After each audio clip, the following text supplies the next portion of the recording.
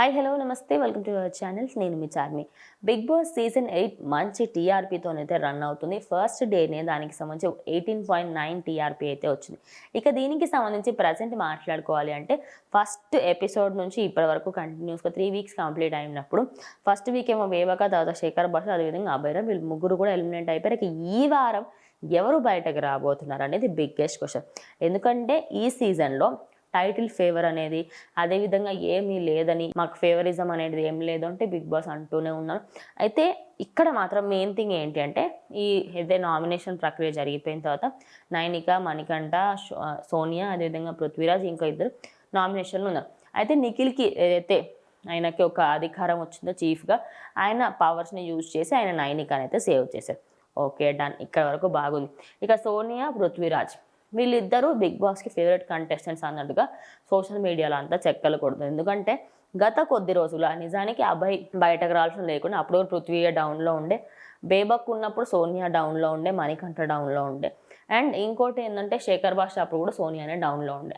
ఆమెను తీసేయకుండా దానికన్నా ముందున్న వాళ్ళని తీసేశారు. మరి ఇప్పుడు ఎవరిని తీస్తారు? సో టాప్ 4లో మిగతా వాళ్ళందరూ మణికంఠ కానీ మిగతా ఎవరైతే ముగ్గురు వాళ్ళందరూ ఉన్నారు. లాస్ట్ టు సెకండ్ ఏమో పృథ్వీరాజ్, మొత్తం లాస్ట్లోనేమో సోనియా ఉంది. మరి ఈసారి ఇద్దరిలో ఎవరిని ఎలిమినేట్ చేయబోతున్నారు బిగ్ బాస్ అనేది బిగ్గెస్ట్ క్వశ్చన్. ఎందుకంటే ఇవాళ నైట్ కల్లా అన్నీ క్లోజ్ అయిపోతాయి, ఓటింగ్ అనేది క్లోజ్ అయిపోతుంది, అన్నీ క్లోజ్ అయిపోతాయి.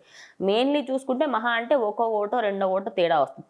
అంటే ఎదరి ముందు వెనక అంతే 2-3 ఓట్ల తేడానే ఉంటుంది. మరి ఈసారి బిగ్ బాస్ ఫేవరిజం చూపిస్తారా, లేకపోతే నో ఎలిమినేషన్ అని చెప్పేసి ఎవరన్నా ఒక ఎంట్రీని తీసుకొస్తారా అనేది వెయిట్ చేయాలి.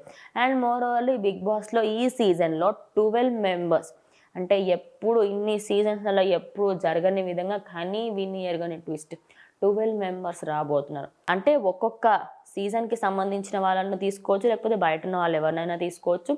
లేదు అంటే ఈ సీజన్లో ఉన్న వాళ్ళందరినీ ఒకళ్ళ తర్వాత ఒకళ్ళని తీసేసి డబుల్ ఎలిమినేషన్, త్రిబుల్ ఎలిమినేషన్, లేకపోతే స్పాట్ ఎలిమినేషన్ ఇలాంటివి ఏమైనా చేసే అవకాశం ఉన్నాయి. బికాస్ అన్లిమిటెడ్ ఫన్ అని చెప్పేసి అన్నాం. ఎందుకంటే ఈసారి అన్లిమిటెడ్ ఫన్ అని ఉంది కాబట్టి సో మరి వెయిట్ చేయాలి. ఈసారి 4th వీక్లో ఎవరు ఎలిమినేట్ అవుతున్నారు, నిజంగా ఎలిమినేట్ అవుతారా లేకపోతే ఎవరైనా కొత్త కంటెస్టెంట్స్ వస్తారా అనేది వెయిట్ చేసి చూద్దాం.